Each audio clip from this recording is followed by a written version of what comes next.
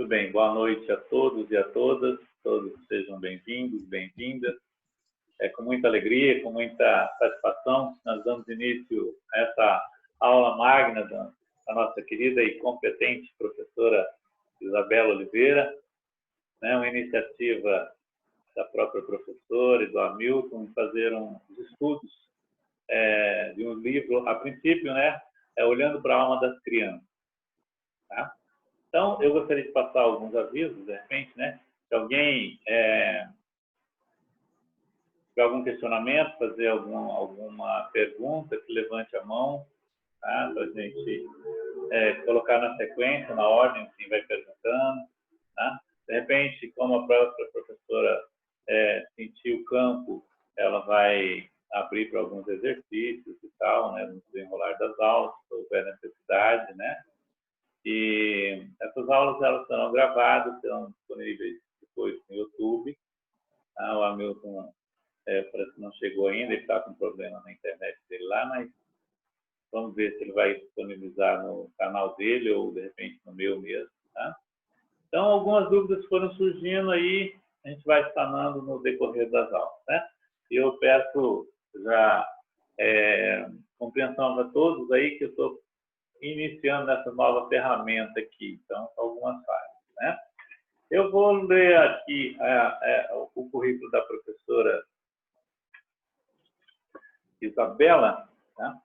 A professora Isabela tem uma carreira multidisciplinar. Né? Ela é professora na Faculdade de Comunicação da Universidade de Brasília, UNB, há 24 anos. É psicóloga sistêmica na abordagem de Bert Helling. Universidade Multicultural CUDEC, México. Tem mestrado em comunicação da UNB. É psicóloga sistêmica CUDEC. Doutorado em História da UNB e pós-graduação em Psicologia Social. Além disso, é consteladora familiar desde 2008 e terapeuta gestáltica na abordagem de Cláudio Naranjo. Tem ainda várias formações no campo terapêutico, entre as mais relevantes, a formação no sistema Rio Aberto. Professora, nós agradecemos aos seus pais, ao seu papai, à sua mamãe, por nos dar esse presente, pela sua presença em nossa caminhada. Né? E muito boa noite à senhora, sempre abraçada por todos nós, Campo Grande, Mato Grosso do Sul, capital do Pantanal, aqui, e por todo o Brasil. Seja bem-vinda e a palavra é toda sua. Muito agradecida a cada um de vocês que estão aqui presentes, muito agradecida ao convite inicial do Hamilton, que ele fez esse convite há muito tempo atrás, para que eu fizesse as leituras comentadas, primeiramente no grupo de Direito Sistêmico.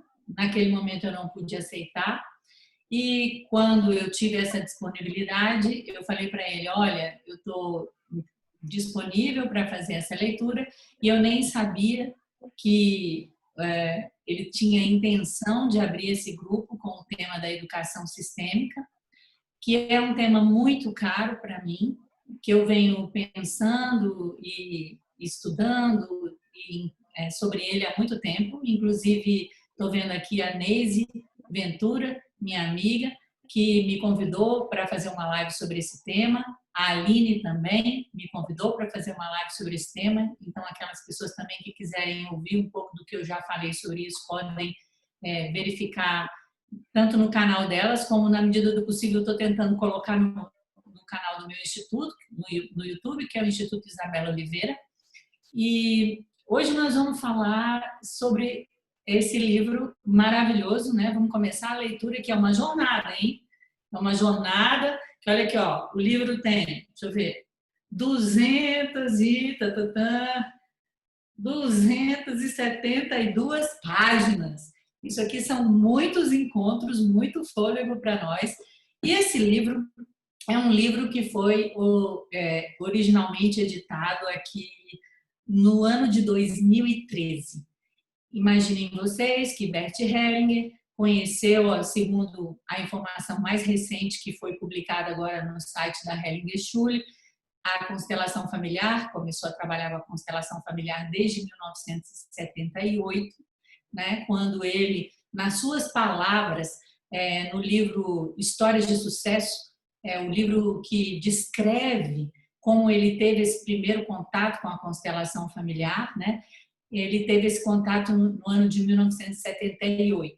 E então, vocês imaginem que no ano de 2013, Bert Hellinger faleceu no ano de 2019. Esse é um livro muito maduro. Em toda a literatura em português, esse é o único livro que fala do que são as constelações mediais. E eu gostaria de iniciar o nosso estudo situando um pouco do que foram rapidamente do que foi a evolução desse trabalho do Bert Hellinger e explicando o que são as constelações mediais, que esse é um tema que vai aparecer várias vezes dentro do livro, né? Uma expressão que vai aparecer durante várias vezes dentro do livro, e todos os trabalhos que são descritos, porque esse livro é essencialmente um livro de exemplos, né? Onde ele vai nos ensinar por meio do que ele realizou, vão ser exemplos de constelação medial, né? Então, deixa eu pegar aqui que eu separei um textinho. Então, essa nomenclatura, né, ela foi cunhada por Bert Sophie Hellinger. Então, como vocês talvez saibam, Bert Hellinger, quando conheceu, ou como ele disse nas suas próprias palavras, de uma certa maneira eu me deparei com as constelações familiares, né, nesse livro Histórias de Sucesso, no seu original em alemão, as constelações familiares são descritas com a palavra Familienstellen, né, e o que ele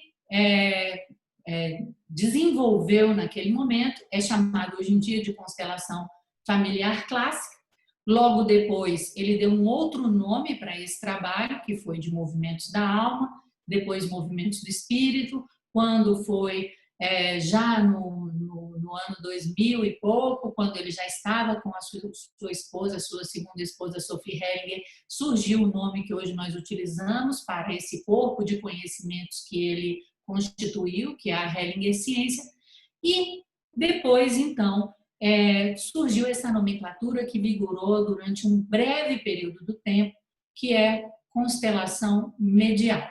Foi uma nomenclatura que foi cunhada por Bert e Sophie Hellinger. Vocês, depois eu vou deixar aqui um link para vocês. Aliás, eu vou deixar um link agora. Eu vou copiar esse link, que é, em termos de vídeos que estão disponíveis, deixa eu ver como é que eu faço aqui por enquanto. É o único vídeo que está disponível que eu saiba dentro do YouTube, onde ele explica o que é medial e traz um exemplo, né, disso. Se alguém depois encontrar outros, por favor, compartilhe com a gente. Então, o significado da palavra medial faz uma referência à palavra mediúnico, mas de uma maneira ampla, num sentido amplo, enquanto faculdades ampliadas de percepção sutil da realidade. Isso não tem necessariamente a ver com a compreensão que nós temos no senso comum, especialmente no nosso campo religioso brasileiro. Então, diz respeito a essa faculdade ou as faculdades que nós temos ampliadas de percepção, que na verdade são a base também do nosso trabalho com as constelações familiares. A característica principal, ou as características principais desse trabalho, como vocês vão poder perceber ao longo do livro, são de intervenções breves, né? Muitas vezes sem o procedimento tradicional da constelação familiar, no sentido de que ele não faz nenhuma colocação das pessoas, né? Muitas vezes ele se sintoniza, fecha os olhos e traz uma resposta para aquela pessoa, né?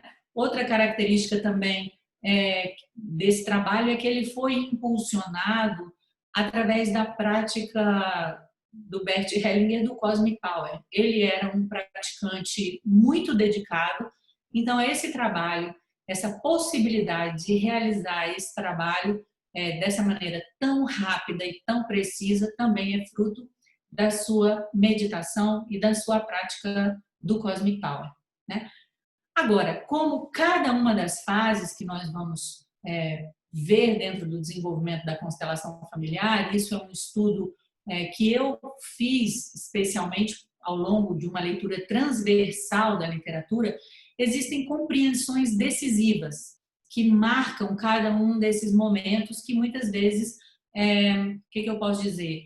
Como eu sou historiadora, eu sou treinada de uma certa maneira, né, o meu doutorado em História, eu sou treinada para observar essas transformações históricas, né? Então, o que eu observei? Isso é uma compreensão minha, né, e que eu compartilho com vocês para vocês poderem entender o que nós vamos estar lendo e conhecendo nesse livro. A primeira coisa, que nesse momento fica muito claro dentro da constelação familiar a ideia de que existe uma memória eterna. Ou seja, num primeiro momento, o tanto que vinha, por exemplo, da psicologia sistêmica, essa ideia de que os problemas da pessoa não se referiam apenas a ela, mas se referiam à sua família. Isso foi o início dessa percepção do sistema. Bert Hellinger avançou nessa compreensão quando ele encontrou toda a dinâmica da transgeracionalidade e nesse momento que nós estamos falando aqui da constelação medial, surge essa ideia de que não se sabe exatamente qual é a origem de uma questão do cliente. A ideia, então, de que existe uma memória eterna, existe um campo de informação que envolve também, quem sabe, nós não podemos afirmar, mas as nossas vidas passadas. Ou seja, as constelações mediais, elas são possíveis também porque Bert e Sophie Hellinger fazem uma investigação sobre essa multitemporalidade, essa multidimensionalidade, né? Ele diz com as próprias palavras dele que com as constelações mediais acaba o futuro, acaba a preocupação com o futuro.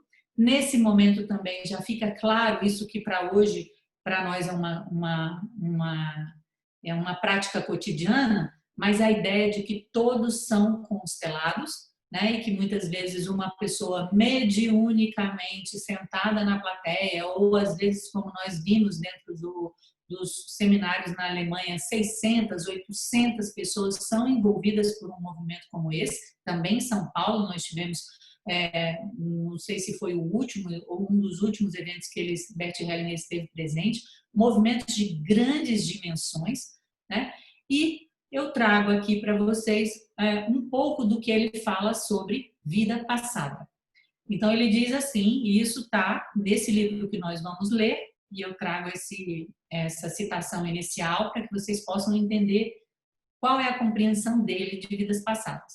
A vida que vivemos aqui é uma de muitas. Houve vidas anteriores, provavelmente muitas, naturalmente também com relações que continuam atuando em nós até hoje. Quando em uma relação existe algo diante do qual sacudimos a cabeça, algo das vidas anteriores está atuando.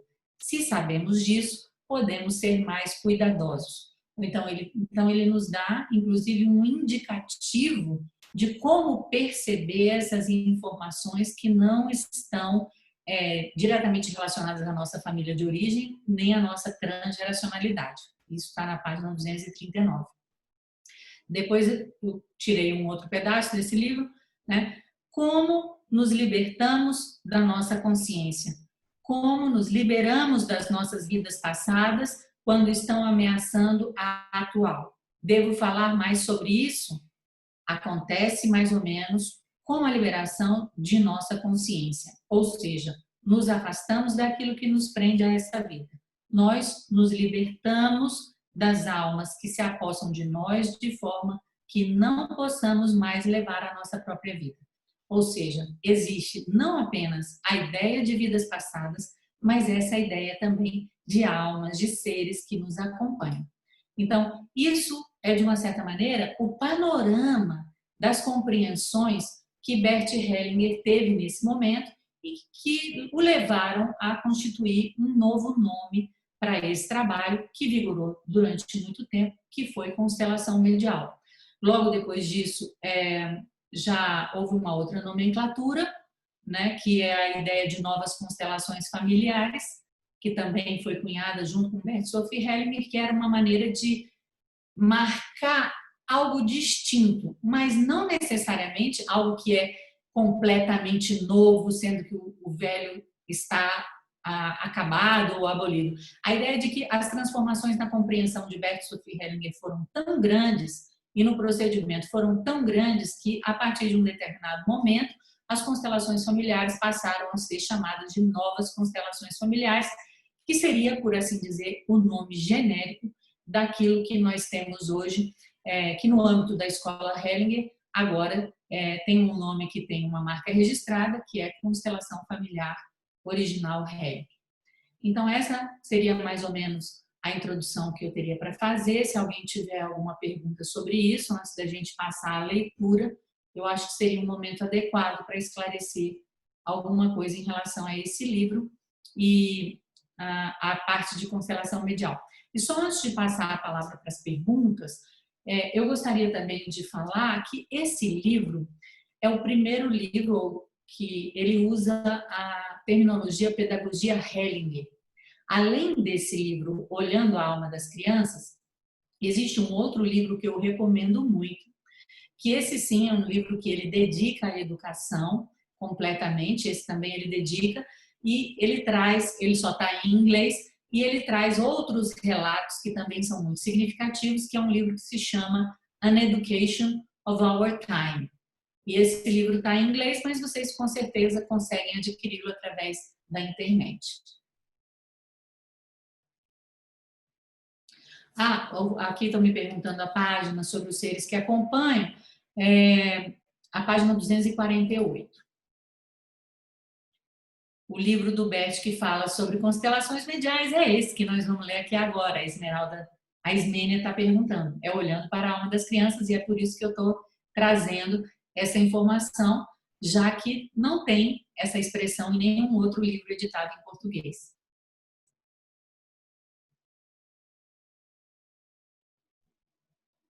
Alguma outra pergunta? O livro em inglês eu vou anotar aqui. An Education of Our Time.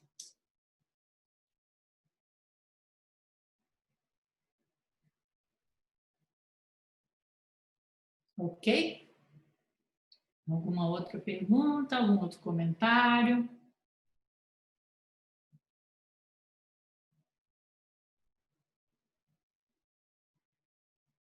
Então, nós podemos iniciar. Eu vou pedir a vocês a gentileza de que eu vou colocar o meu vídeo desligado quando estiver sendo feita a leitura. Eu, como uma boa aluna, vou fazer os meus comentários, os meus apontamentos. Qual é a minha sugestão em termos de leitura e de dica de estudo? Marquem os livros.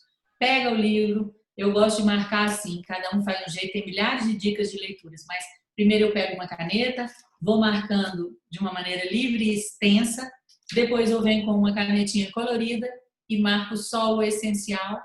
Na lateral, eu venho e marco quando eu tenho um conceito, quando eu tenho um exemplo, quando eu tenho algo que é importante. Então, na medida que for possível, eu vou trazendo algumas indicações, mas sugiro que vocês aproveitem esse momento da leitura para fazer um bom uso também do material didático. Compra 2. Tem gente que está falando que tem dó de marcar livro, compra 2. Um para ficar bonitinho, o outro para ficar bem marcadinho, bem útil.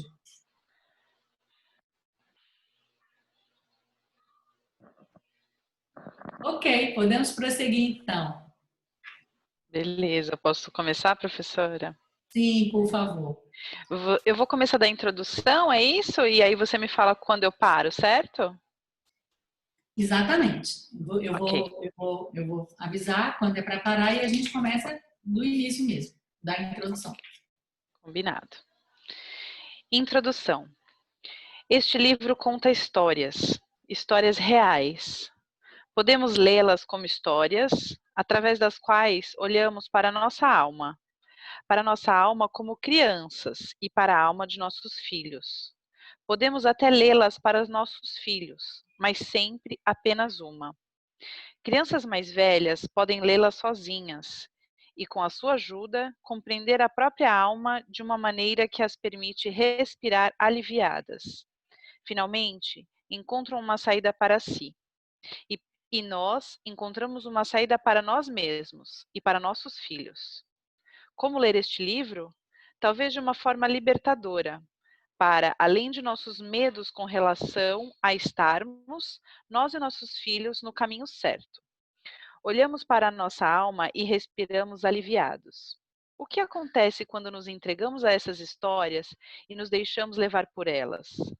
Compreendemos que todas as crianças são boas, assim como nós, contanto que olhemos para a nossa alma com amor. A ajuda que demanda. Trechos curtos extraídos de um curso para jovens de orfanatos, seus educadores e pais. Não sei, Bade, 2001. Contexto. Hellinger. Muitas crianças são oprimidas por destinos e experiências de infância, principalmente aquelas que vão para orfanatos. Algumas delas perderam os pais e foram entregues a outros. Algumas não tinham lugar em casa, seja qual for o motivo. Esses são destinos que oprimem. Umas lidam com isso melhor que outras. Muitas vezes, a dificuldade surge quando olhamos para o que está próximo. A criança olha para sua mãe e para seu pai, os quais ela talvez nem mesmo conheça. Entretanto, ela olha para eles e talvez esteja zangada com eles. Ela sente falta deles, está triste e, às vezes, desesperada. Quando se continua assim nessa ligação, da criança em relação aos pais e dos pais em relação à criança, é estabelecida uma tensão. A criança não consegue olhar para seus pais da forma como são. Nossos pais da forma que são. O que significa pais e filhos? Significa que os filhos receberam a vida desses pais específicos. Não existem outros pais a não ser esses. Por esse motivo, são os melhores pais, os únicos possíveis e, por isso, os únicos certos. A pergunta é: de onde vem a vida que nossos pais nos transmitiram? Eles a receberam de seus pais, e estes, por sua vez, de seus pais. A vida vem de longe, o quão longe não sabemos. Ela se perde em algo tão reconhecido e desconhecido para nós. Mesmo assim, a vida que flui por essas gerações é sempre a mesma. Nada se altera nela. Por isso, não faz diferença como foram os pais. Todos são iguais naquilo que receberam e transmitiram. O coração amplo. Quando uma criança que teve um destino pesado não olha apenas para os pais, mas para todas as gerações antes deles, até a origem da vida, e quando ela retira a vida daí, da forma como lhe é chegada através de todas essas gerações, seu coração se amplia. Sabemos e sentimos que estamos ligados a algo maior, para além de nossos pais, e obtemos uma força especial a partir dessa grandeza. Entretanto, devido a esses pais específicos, também nos sentimos limitados. Faltam-nos possibilidades, mas, através de nossos pais, temos certas capacidades e possibilidades.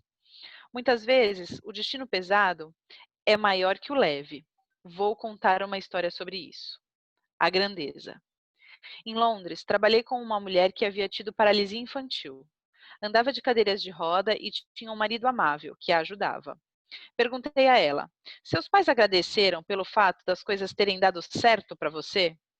Após ouvir sua resposta negativa, perguntei: você pode agradecer agora? E ela pôde fazê-lo.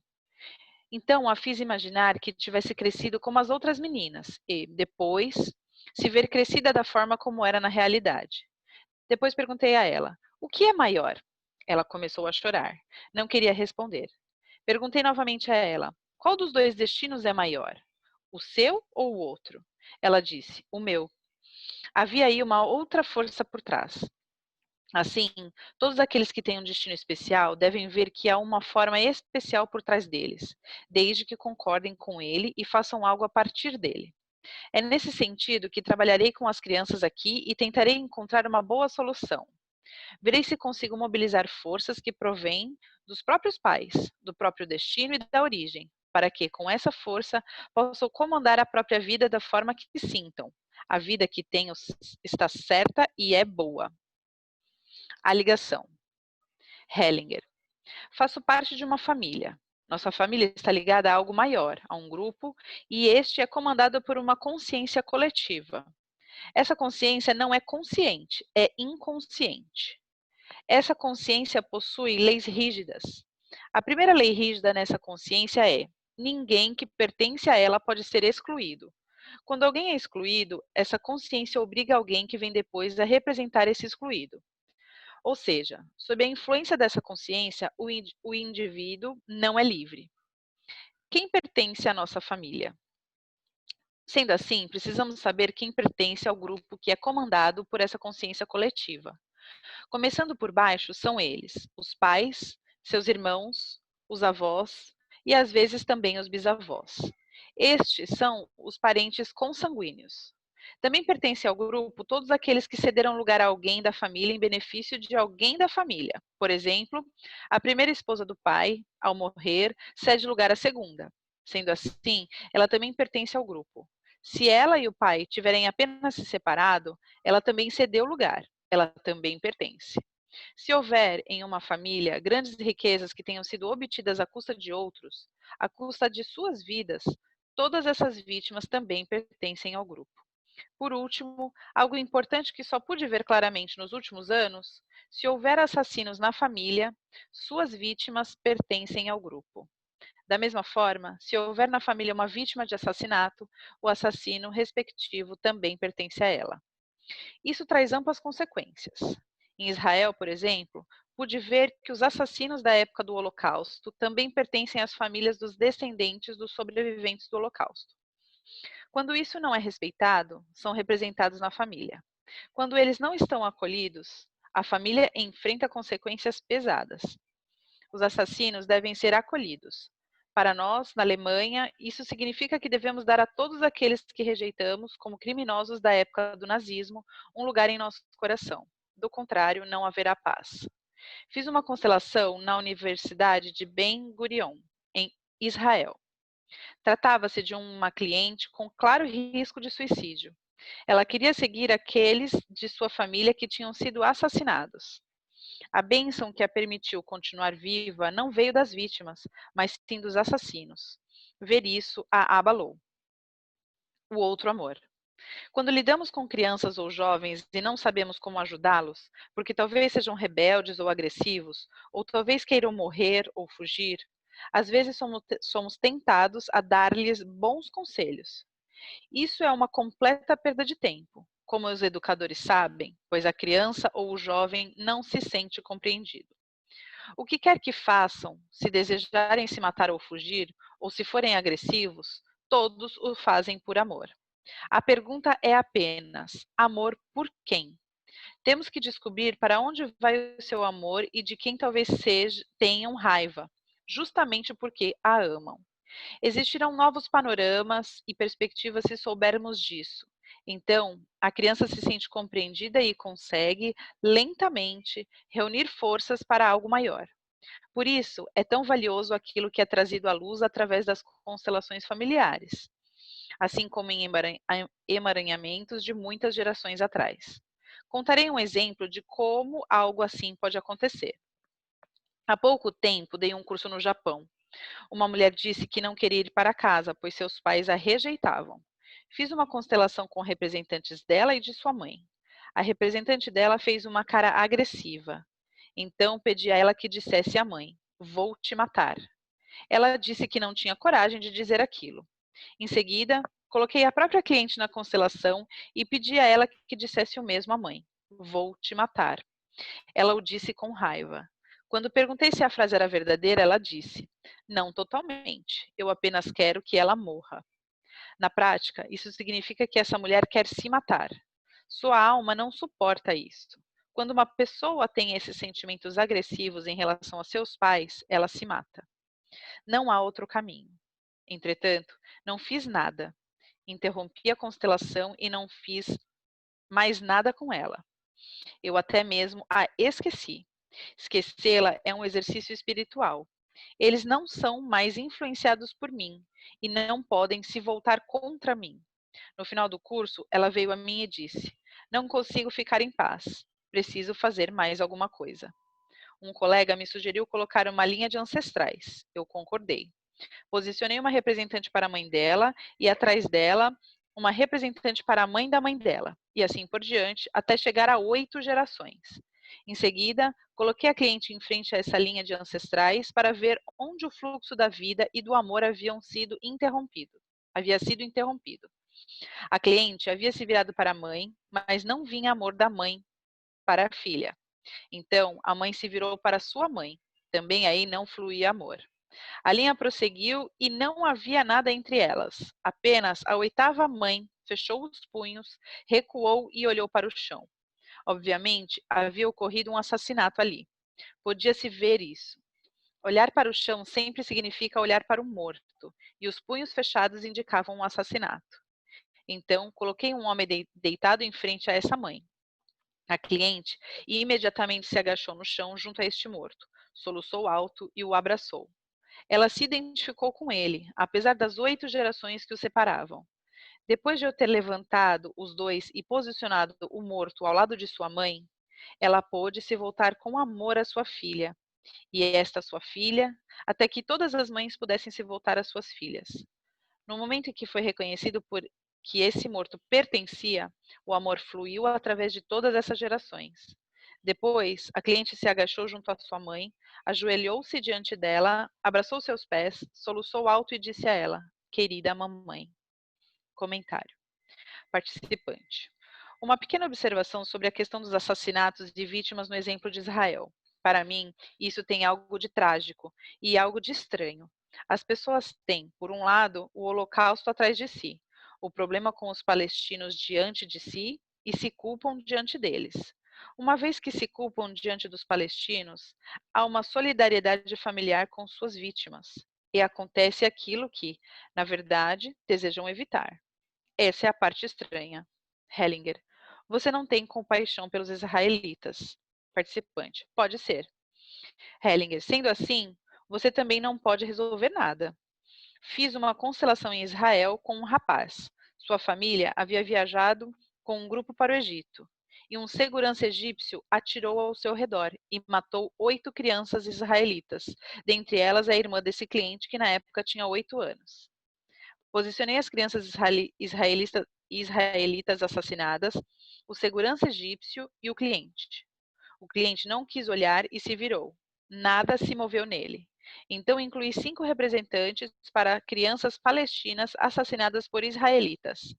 Aí houve movimento no grupo. Algumas das crianças israelitas quiseram ir até as crianças palestinas, mas estas recuaram. Então, posicionei representantes para os pais das crianças israelitas assassinadas e para os pais das crianças palestinas assassinadas. O segurança egípcio foi até os pais e chorou. O cliente se virou para os pais de ambos os lados e os abraçou. As crianças palestinas se agacharam no chão junto às crianças israelitas. Somente quando temos todos no nosso campo de visão e quando todos recebem um lugar em nosso coração, conseguimos restabelecer a paz. Não antes disso. Complemento ao exemplo do Japão. Participante. Tenho uma pergunta sobre o exemplo no Japão com a mulher agressiva. Se eu não tiver a capacidade ou a possibilidade de reconhecer que houve um assassinato 8 gerações atrás, que possibilidade existe para essa mulher de sair da agressividade que sente perante a sua mãe? Hellinger. Nenhuma. É um emaranhamento. Participante. Em constelações anteriores, vi que os assassinos eram excluídos. Agora isso foi revisto com as novas descobertas ou é apenas em casos isolados? Hellinger. Quando comecei com as constelações familiares, estava claro que os assassinos, enquanto estão na família, possuem influência nefasta sobre os outros. Na época, ainda não havia percebido que eles devem ser integrados à família, juntamente com as vítimas. Essa é a novidade. Ok. Obrigada. Então, agora eu vou recolher com vocês algumas das compreensões importantes que Bert Hellinger nos traz nesse livro. Como vocês podem observar na introdução, ele já nos traz uma indicação importante. Esse livro é também para nós uma oportunidade de olharmos para a nossa própria alma. E eu não sei se vocês prestaram atenção, mas ele fala também que as histórias que estão aqui podem ser contadas para as crianças, mas apenas uma. Por quê? Isso Bert Hellinger fala várias vezes ao longo do trabalho dele, que é como se nós tivéssemos a capacidade de reter uma informação de cada vez. E o que é mais importante é aquilo que fica. Então, é uma indicação também para o nosso trabalho enquanto consteladores. Não adianta querer dar todas as informações para o cliente de uma vez. O que conta aqui é uma informação de cada vez. Por isso também, muitas vezes, quando a pessoa fazia uma pergunta para ele, ele dizia, posso fazer uma pergunta? Posso fazer uma segunda pergunta? Ele dizia, não. Não era porque ele era mesquinho, mas era porque justamente aquela primeira resposta precisava ecoar dentro da pessoa, né? Outra indicação que eles nos traz muito importante é da entrega. É como se, mais do que raciocinar ou entender aquilo que está dito, é me entregar as histórias. O conceito crucial, ou a ideia fundamental que ele traz dentro desse livro, todos vocês devem já saber, é a ideia de que todas as crianças são boas e seus pais também. O que isso significa? Isso significa que todos nós somos bons, mas ele traz uma condição para isso. Qual é a condição? Que nós olhemos para nós mesmos com amor. Então, essa é a condição. Em essência, nós somos bons, mas a gente precisa enxergar isso, né? Então, e muitas vezes ele traz também aqui uma indicação importante para quem lida com alunos ou quem lida com seus próprios filhos que tenham dificuldade, que muitas vezes, o que acontece? O nosso olhar está no que é próximo.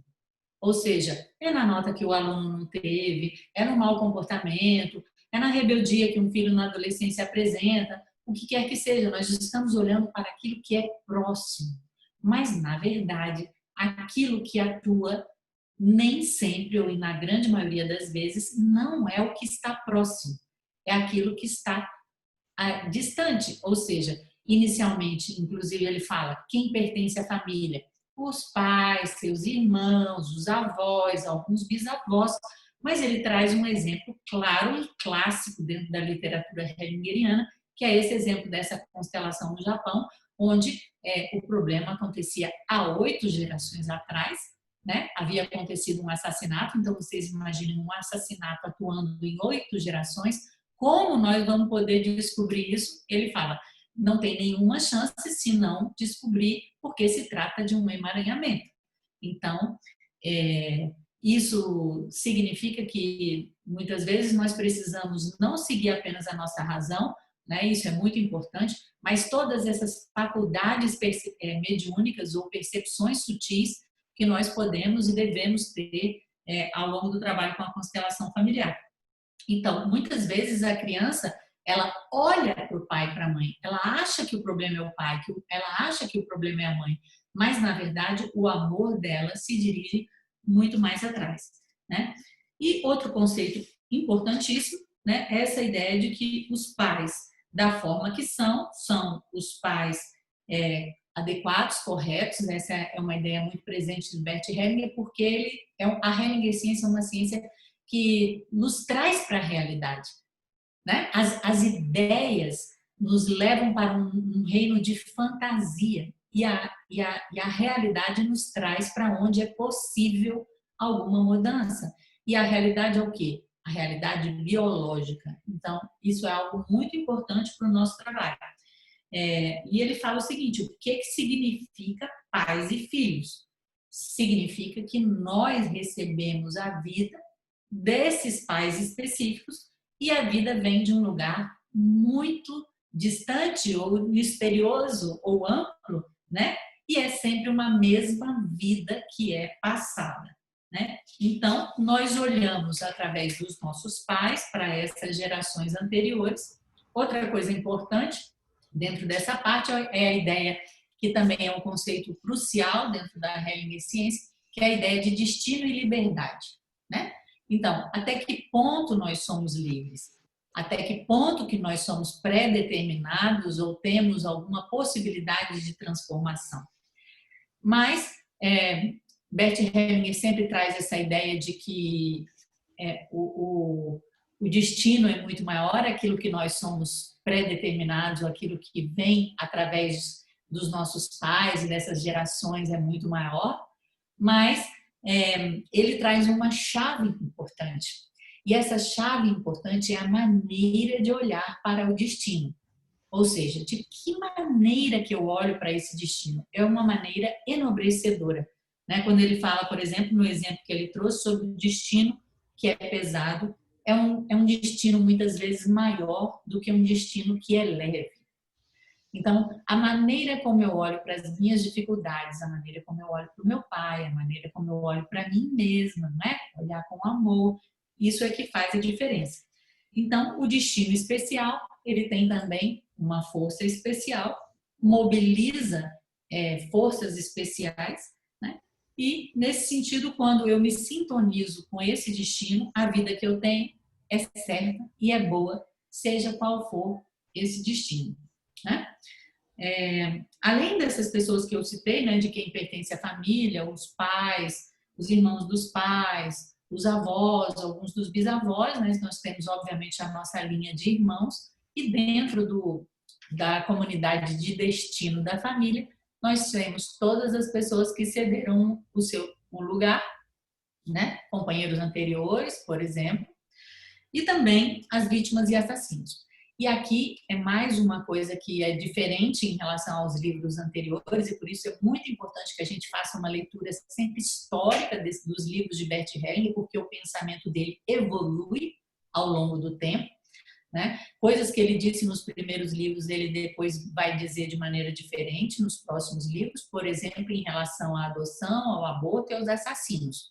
E aqui ele mostra nitidamente de que maneira ele evoluiu a sua compreensão em relação aos assassinos, e nesse aspecto, dito pela própria Sophie Hellinger, ela teve uma participação importante com esse olhar feminino e de incluir os assassinos que no começo das constelações familiares eles eram colocados, por assim dizer, fora da porta da sala, né? Dentro de uma constelação familiar eles eram colocados para fora como um sinal, um símbolo, né, dessa exclusão. Então, essa é uma compreensão de Bert Hellinger que evolui e evoluiu, e nesse livro já marca uma compreensão bastante diferente. E depois ele tem um conceito aqui importante que vocês têm que ter claro, que é o conceito de outro amor, né? E a Sophie Hellinger fala também do conceito de uma outra educação, né? E eu me lembro, e aí pessoalmente, uma vez uma pergunta que eu fiz para ele, e eu perguntei para ele, como que eu chamo esse trabalho? Porque já você fala que não é mais constelação familiar, não é movimento da alma, não é movimento do espírito e tal, como é que eu chamo esse trabalho? Aí ele disse para mim, o outro amor. E durante muito tempo, ou um bom tempo, eu colocava lá nos meus folders o outro amor. Mas aquilo era muito incompreensível. Mas para nós, isso precisa ficar claro. O que é esse outro amor? Esse outro amor é o que ele chama também de amor do espírito, é o amor que ama a tudo e a todos assim como são, né? Ou seja, é um amor humilde. Porque de que lugar eu estou em que lugar eu estou quando eu digo isso é certo e isso é errado, né? E vocês sabem que isso é uma questão filosófica essencial, porque quando eu dou nome a algo, eu já estou excluindo isso. De uma certa maneira, eu já estou rotulando, eu já estou diminuindo aquilo que, em essência, é algo muito amplo. Então, esse processo é um processo natural da nossa maneira de estar no mundo, mas é o nosso exercício dentro da constelação familiar, enquanto estudantes da constelação familiar, de ampliar a nossa visão e de ampliar o nosso amor. Tanto que Bert Hellinger diz que os níveis de consciência, na verdade, são determinados pela amplitude do amor. A consciência restrita, o amor olha para as pessoas que fazem parte do meu grupo, a consciência coletiva, ou a consciência de grupo olha para toda a transgeracionalidade, todas essas pessoas que nós citamos aqui, e o amor do espírito, ou a consciência espiritual, olha para tudo e para todos. Então, as soluções, elas vêm a partir desse outro amor. E aí que é necessário ter claro o que ele significa, e para ter claro o que ele significa, a gente precisa praticar. Não existe um conhecimento teórico apenas dentro da Hellinger Ciência, dentro da constelação familiar. Esse conhecimento vem de uma vivência. Outra coisa que eu gostaria de marcar, que é muito importante aqui, é a tentação do bom conselho. Ele fala sobre isso, quer dizer, todos nós que somos pais e professores, no meu caso, especialmente professora de adolescentes, né? Eu pego alunos que vão de 17, final da adolescência, início da juventude, da maturidade. Não é possível dar conselhos, não se aceita um conselho. Então, de que maneira que o Bert Hellinger nos ensina a conversar com esses alunos ou com esses filhos? Em primeiro lugar, uma informação de cada vez. E segundo, de que maneira eu posso envolvê-los através de uma história ou de um exemplo, entendem? Então, muito cuidado com a tentação do conselho, seja para um filho, para um aluno ou para um cliente, né? E aqui ele também traz uma síntese maravilhosa, onde ele fala o seguinte: qual é a pergunta essencial quando existe um problema com um filho ou quando existe um problema com um aluno ou com um cliente? Amor por quem? Porque todos os problemas são problemas devidos a um amor, que ele chama de um amor cego, que é um outro conceito, né? E outra coisa importante aqui, que também é um conceito importante, é esquecer. O que significa esquecer? Bert Hellinger fala de esquecer como um exercício espiritual. E seria o que é mais próximo do que hoje nós entendemos como perdão. Que não é exatamente um perdoar, mas é aquilo poder passar, aquilo poder ser esquecido, né? Então, um exercício espiritual. Então, a ideia é amor por quem? É também entender aonde que o amor foi interrompido, né? De tal maneira que esse amor também possa retornar ao seu fluxo natural. Outras duas considerações que eu gostaria de falar para vocês, que apesar de ele não ter deixado muitas indicações, algumas vezes ele deixa indicações sobre quais são os significados daquilo que se revela nas imagens das constelações familiares, porque em grande medida as imagens de uma constelação familiar são imagens obscuras, e ele inclusive explica que essas imagens obscuras atuam de maneira muito mais efetiva do que as imagens que nós achamos que são claras, ou que as explicamos, mas aqui ele deixa duas indicações que também são valiosas. Que uma é que todo mundo sabe, que é o olhar para o chão, olhar para o morto, e o punho fechado, a ideia de que teve um assassinato, né? Então, para finalizar, ele explica que a paz só é possível de vir quando nós temos todos no nosso campo de visão e dentro do nosso coração. Então, eu acho que esse é o ponto de partida do nosso trabalho pessoal e também do nosso trabalho profissional. E nós já passamos em 4 minutos e, infelizmente, hoje não vai dar para a gente fazer uma meditação, gostaria muito de fazer essa meditação, mas eu também preciso honrar essa pontualidade alemã que Bert Hellinger sempre ensinava, para começar e para terminar. Então, agradeço a todos vocês que estão aqui presentes e fico à disposição, caso queiram fazer ainda alguma pergunta ou algum comentário antes da gente terminar atrasadinhos.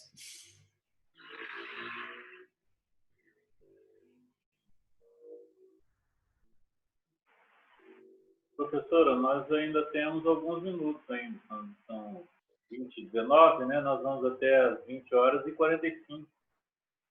Ah, então ótimo, eu que me enganei então, eu achei que a gente ia só até 20, é verdade, é 20h45, que bom, então fechamos os olhos. Ah, peraí, só um pouquinho, a Nicole tem uma pergunta.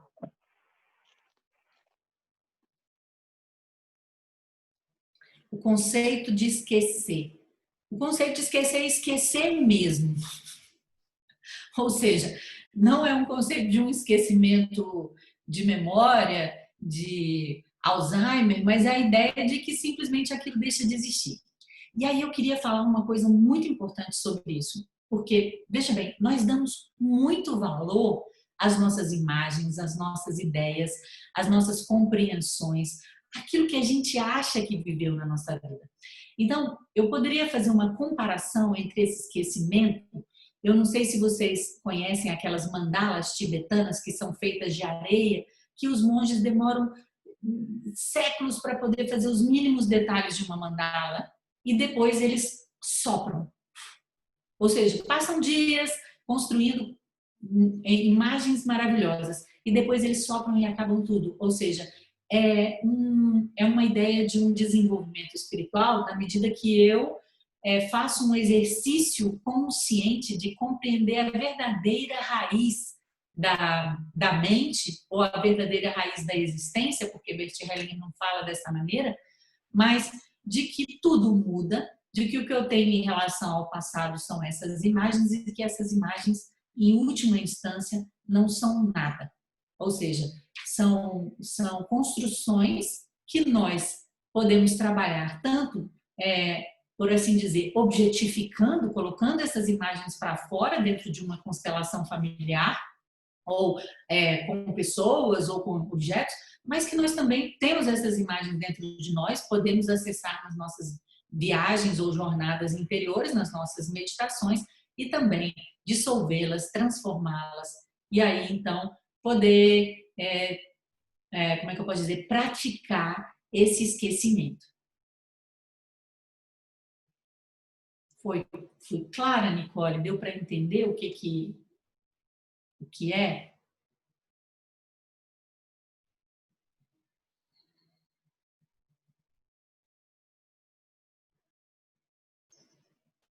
Pois então, a Alice diz aqui, eu tenho dó de riscar os livros, imagina me desfazer de uma mandala que passei dias fazendo. Me dá dó no coração só de imaginar. Por isso é um exercício espiritual, porque daqui a gente não leva nada.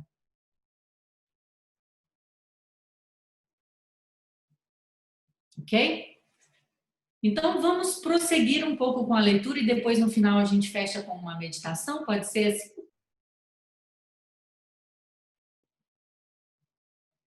Ok? Posso continuar? Então, prosseguimos, Aline. Tá bom. Outras histórias. Vou contar mais algumas histórias para fins de orientação. Em um curso em Washington, 4 semanas atrás, havia uma mulher que havia adotado uma criança.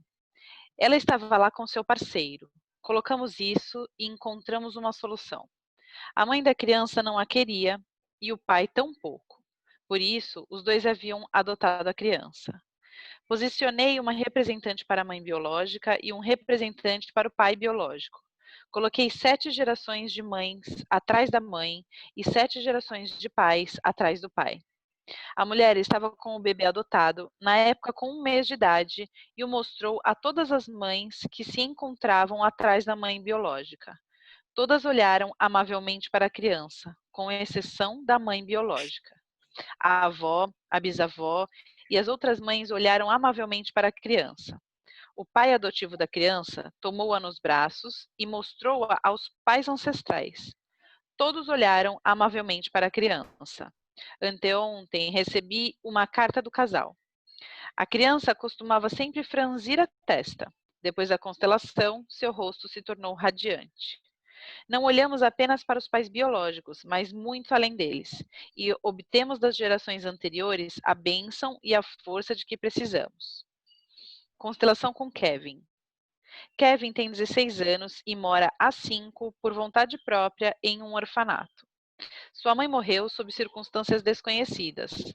Seu pai é um músico negro e, devido à condição de vida, não pôde criar o filho. Hellinger para Kevin, que está sentado ao seu lado. Feche os olhos. Há algo em movimento em você agora. Permita que isso se expresse exatamente da forma que deseja. Vou dar-lhe o tempo necessário. Hellinger, após um instante. Vá voltando lentamente. Kevin inclina a cabeça para frente. Hellinger acolhe esse movimento arbitrário. Coloca seu braço em volta dele e com outro braço envolve sua cabeça, puxando-o suavemente para seu peito. Após um instante, Hellinger coloca uma representante diante deles. Kevin abre os olhos. Ele e a mulher se olham demoradamente. Após um instante, Kevin se recosta novamente em sua cadeira e continua olhando para a mulher. Hellinger para Kevin. Diga-lhe, mamãe, eu tenho tudo. Kevin. Mamãe, eu tenho tudo. Hellinger. Olhe para ela. Mamãe, eu tenho tudo. Kevin. Mamãe, eu tenho tudo. Hellinger. Vou fazer algo com isso. Kevin. Vou fazer algo com isso. Hellinger. Não precisa se preocupar. Kevin. Não precisa se preocupar. Hellinger. Você pode ficar em paz agora. Kevin. Você pode ficar em paz agora. Kevin chora. Hellinger apoia sua cabeça em seu ombro. Hellinger. Diga-lhe, sinto muito a sua falta. Kevin. Sinto muito a sua falta. Hellinger. Você ainda está viva dentro de mim. Kevin. Você ainda está viva dentro de mim. Hellinger. Olhe para ela. Após um instante, diga-lhe, vou transmitir o que você me deu. Kevin. Vou transmitir o que você me deu. Hellinger. Com amor. Kevin. Com amor. Hellinger posiciona um homem diante do acontecimento. Hellinger para Kevin. Este é o seu pai. Diga-lhe, agora renuncio a você para sempre. Kevin olha demoradamente para seu pai, calado. Hellinger para Kevin. Diga a seu pai, eu tenho tudo. Agora renuncio a você para sempre. Kevin, eu tenho tudo. Eu renuncio a tudo. Hellinger, não. Eu renuncio a você para sempre. Kevin, eu renuncio a você para sempre. Hellinger, mas eu tenho tudo. Kevin, mas eu tenho tudo. Hellinger, outros me ajudaram em seu lugar. Kevin, outros me ajudaram em seu lugar. Hellinger, agora eu sou forte o suficiente. Kevin, agora eu sou forte o suficiente. Kevin olha mais uma vez demoradamente para seu pai. Hellinger, diga-lhe, obrigado pela vida. Kevin, obrigado pela vida. Hellinger, diga um pouco mais amavelmente. Kevin, obrigado pela vida. Hellinger, farei algo com isso. Kevin, farei algo com isso. Hellinger, não precisa mais se preocupar. Kevin, não precisa mais se preocupar. Eu renuncio a você para sempre. Kevin, eu renuncio a você para sempre. Hellinger, sente-se agora como alguém que é forte. Isso, internamente ereto, assim mesmo. Há uma história na Bíblia. Havia alguém que possuía 5 talentos e não realizou nada com eles. Uma outra pessoa tinha apenas 1 talento e superou a todos com ele. Ele realizou algo com isso. Vou contar mais uma história. Alguém estava viajando de trem em um vagão-leito. Estava no leito de baixo e em cima havia alguém que ficava dizendo: estou com tanta fome, estou com tanta fome. O passageiro de baixo foi até o vagão-restaurante e lhe trouxe algo para comer. Passado algum tempo, o passageiro de cima começou novamente. Eu estava com tanta fome, eu estava com tanta fome. Ok? Certo. É isso tudo então. Hellinger, enquanto uma educadora conversa com Kevin, o abraça. Alguém que tenha trabalhado desta forma comigo é forte. Ninguém deve ir até ele e perguntar: o que aconteceu? Isso é uma invasão brutal da alma do outro. As pessoas que fazem esse tipo de pergunta são curiosas. Sugam a energia dele para a própria alma. E isto é ruim. Kevin tem tudo. Ele tem seus pais e sabe o que faz. Para Kevin, tudo de bom. Continua? Melhor não. Eu acho que a gente pode recolher isso para a gente poder ter um pouquinho de tempo para meditação. Ok. Primeiro porque isso, o que foi lido aqui é um resumo, né, gente?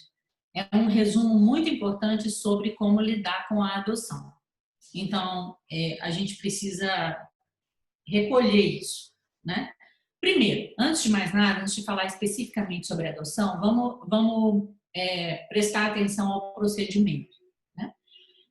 Uma chave essencial desse trabalho do Bert Hellinger neste momento das constelações mediais tem a ver com esta percepção do movimento que acontece com o cliente e de permitir que esse movimento aconteça. Então, quando o cliente está sentado do lado, o Kevin está sentado do lado dele, Bert Hellinger percebe o movimento involuntário do Kevin e permite que o movimento involuntário aconteça. Ou seja, ao permitir, ele faz o quê? O Kevin inclina a cabeça para frente. Para quem ele estava inclinando a cabeça? Então, Bert Hellinger, por isso, trouxe a mãe do Kevin, né? E aí ele vai mostrando para a gente o que significa esse trabalho quando a gente tem uma criança adotada. Reconhecimento de que tem tudo. Ou seja, eu tenho tudo da mãe e do pai. Outra coisa, ele coloca, não precisa se preocupar.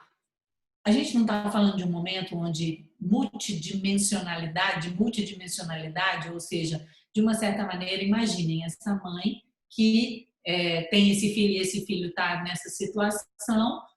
Se ela se preocupa ou não, nós não podemos saber, mas de uma certa maneira, com esta frase, o Kevin se libera. Se libera do quê? Da ideia, por exemplo, de que a mãe possa estar preocupada com ele. E quem sabe, a própria mãe também possa se liberar. Claro que sobre isso a gente não pode ter 100% de certeza. Outra coisa importante, base fundamental no trabalho da constelação familiar, reconhecer o que é. Reconhecer o que é. No caso, qual é o problema do Kevin? Sente falta da mãe. Então, todas as vezes que eu levo o meu cliente a um reconhecimento daquilo que é, ou seja, daquilo que é verdadeiro, e não dos sentimentos secundários ou das fantasias que a pessoa faz sobre uma determinada situação, isso põe algo em movimento dentro da alma que é curativo, né? Outro, reconhecer o que é. Você está viva dentro de mim, né? E o outro, amor, que seria eu vou transmitir aquilo que você me deu. Então, é uma outra maneira de olhar a mãe, olhar para a mãe, ou seja, um outro tipo de amor, né?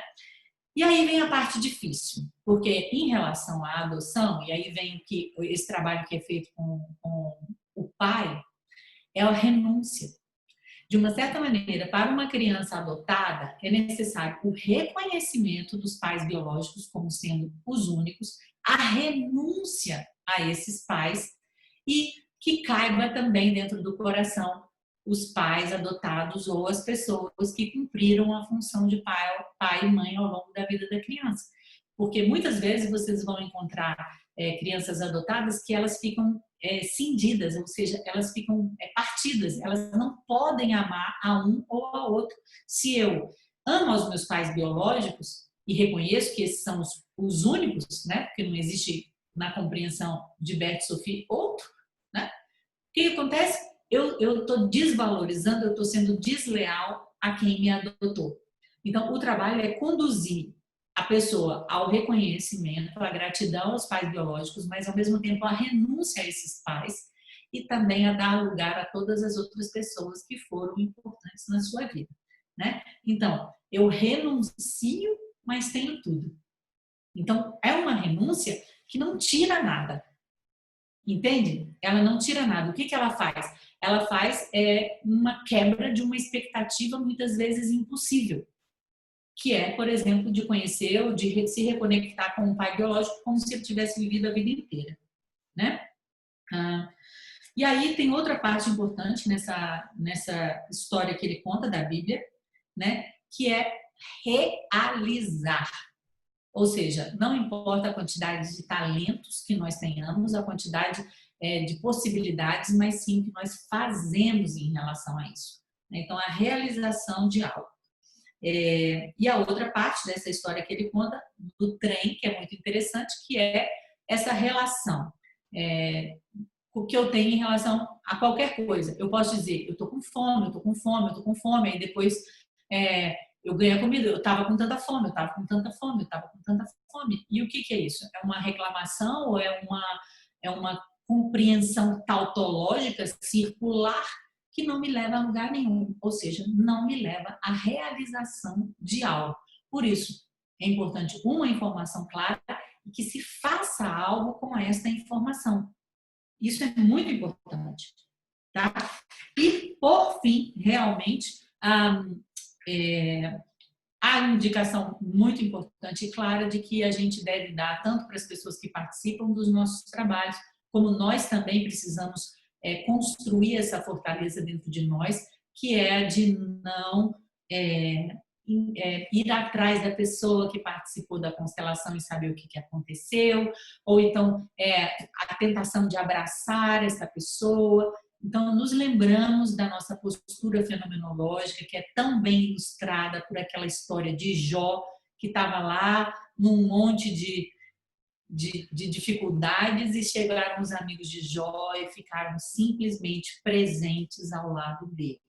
Né? Então, essa é uma outra indicação muito importante para o nosso trabalho. Ok? Alguma pergunta? Algum comentário? Marco tem. Esta renúncia se aproxima do esquecimento que abordamos há pouco. Mas não é um esquecimento sem reconhecimento. Porque muitas vezes a gente quer apagar alguma coisa das nossas vidas. Esse não é o esquecimento que cura. O esquecimento que cura é um esquecimento que honra aquilo que veio antes. Não simplesmente esquece como fosse. Porque esse tipo de esquecimento é uma exclusão. É como se fosse assim, não, eu não quero mais isso na minha vida, eu não quero essa memória, eu simplesmente corto essa memória. Não é essa a ideia. É a ideia que eu honro e, ao mesmo tempo, eu tenho essa compreensão de que tudo é passageiro. Que tudo, na verdade, não tem essa materialidade que nós damos às coisas. Sim, é possível esquecer e honrar. Natasha me faz uma pergunta, mas a ordem é invertida. Honrar e esquecer.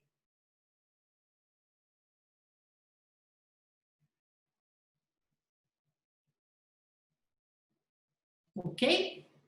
Então vamos aproveitar nossos últimos minutinhos. Obrigada, Cláudia. Então agora eu vou convidá-los, então, sempre a gente vai estar trabalhando dessa maneira, vamos trabalhar com a nossa postura básica, que são as mãozinhas fechadas sobre as coxas, as pernas 90 graus, coluna 90 graus, a postura básica do Cosmic Power. E é muito importante. Por que a postura é importante? Porque a postura induz a um determinado estado mental.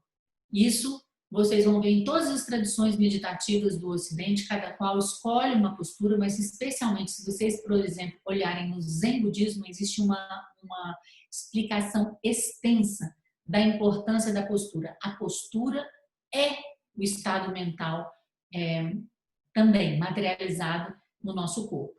Então, nós prosseguimos com as mãos nas coxas, 90 graus, coluna, sempre os olhos no horizonte. Iniciamos expirando o ar pela boca, inspirando pelo nariz, sempre na parte superior do corpo, expirando.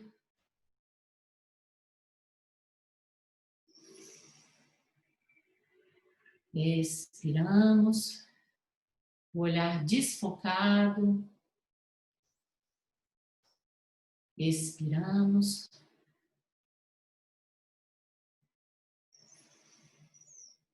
Inspiramos. Mais uma vez. E agora fechamos os olhos. E já não controlamos mais a respiração.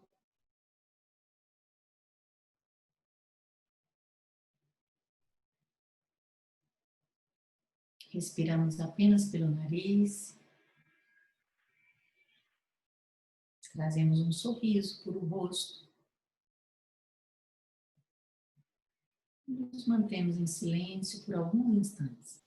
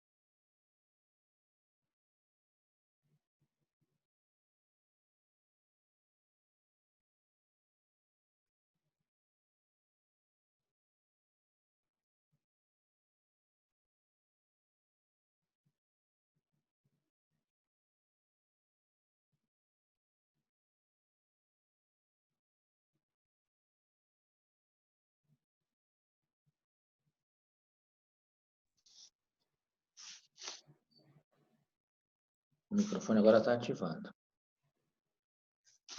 Está dizendo que você está falando.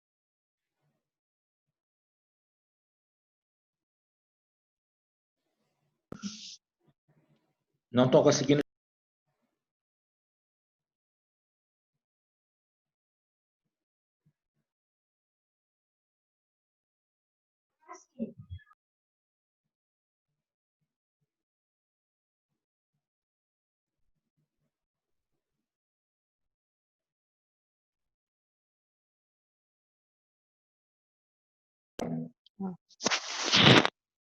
Está falando.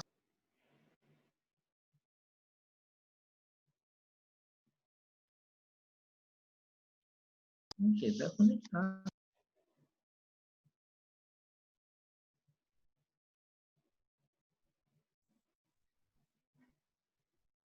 Mano, é muita gente, velho. 35 pessoas.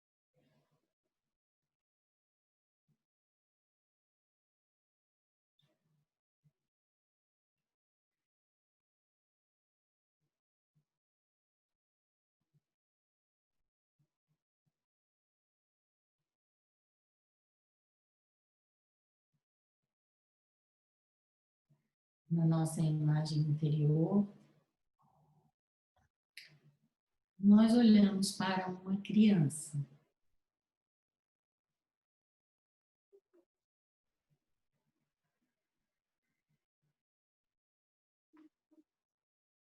Não se preocupe O nesse vídeo foi momento interrompido. em identificar quem é a criança.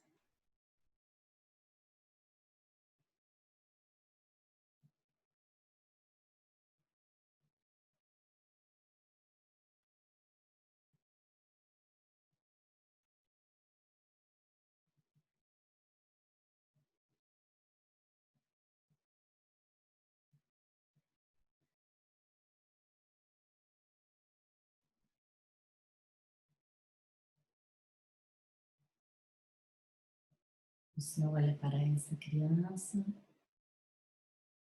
e, ao mesmo tempo, para a sua mãe.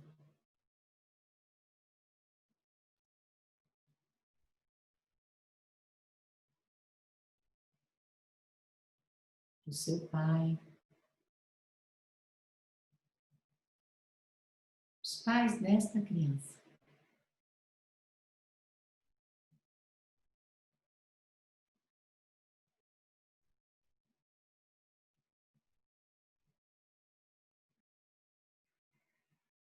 Você traz todos eles para dentro do seu coração.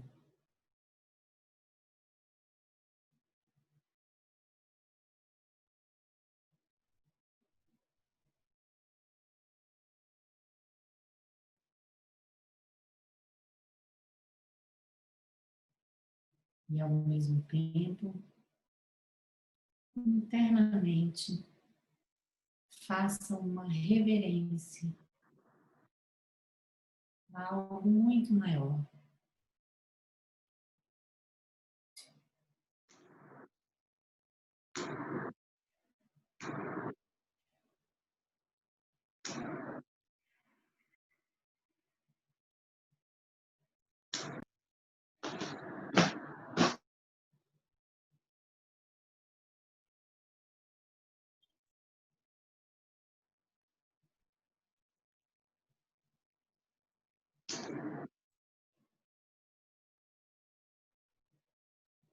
Internamente, em silêncio, diga para essa criança: sim, eu vejo você.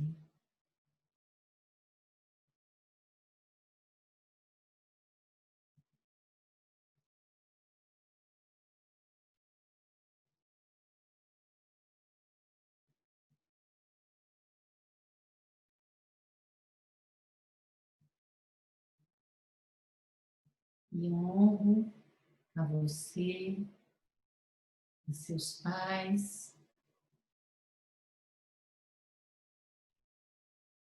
e ao destino. a vida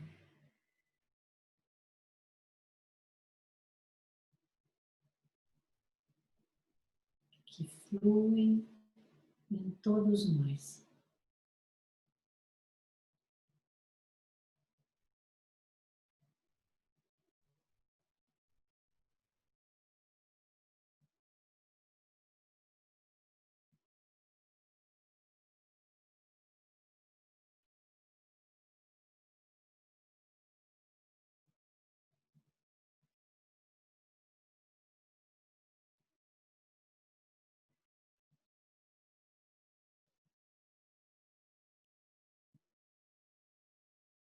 Observe que movimento surge na sua imagem interior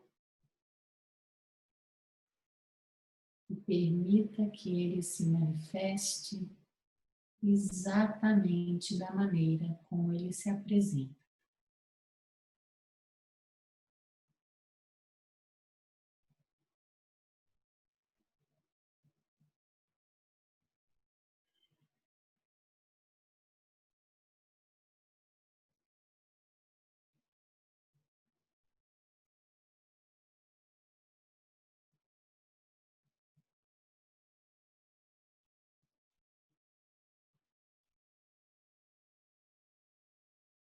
E a essa força de vida, esse algo maior, você dirige internamente, se for possível, um pedido de por favor. Apenas essas duas palavras.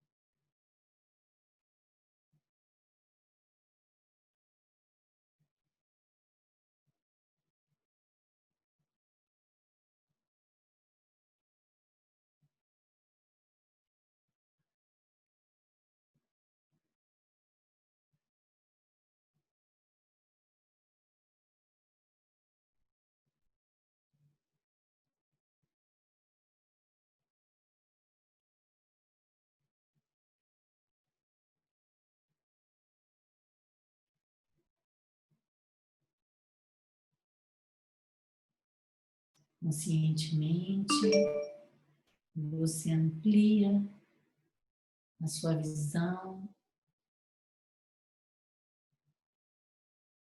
e inclui tudo que está no seu mundo interior.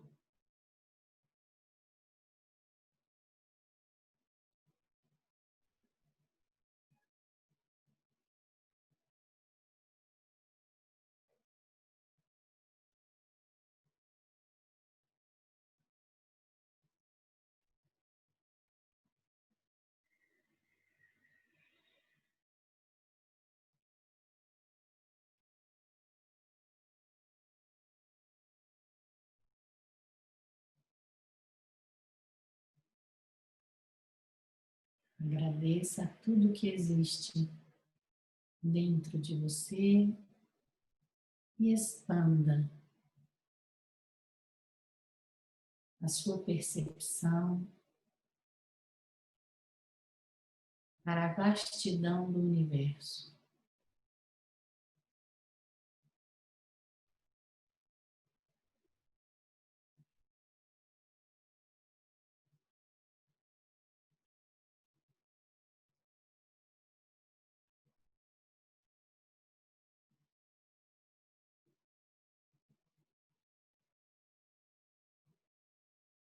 Calmamente, expire pela boca, inspire pelo nariz,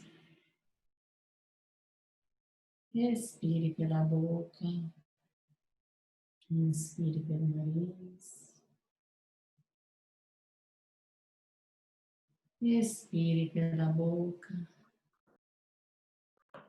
Inspire pelo nariz. E vá abrindo os olhos.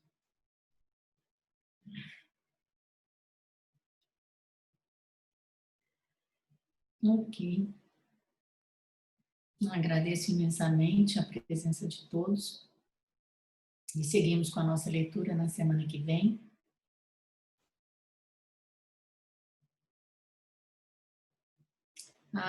Sinto muito, Lila. Da próxima vez eu vou colocar o fone.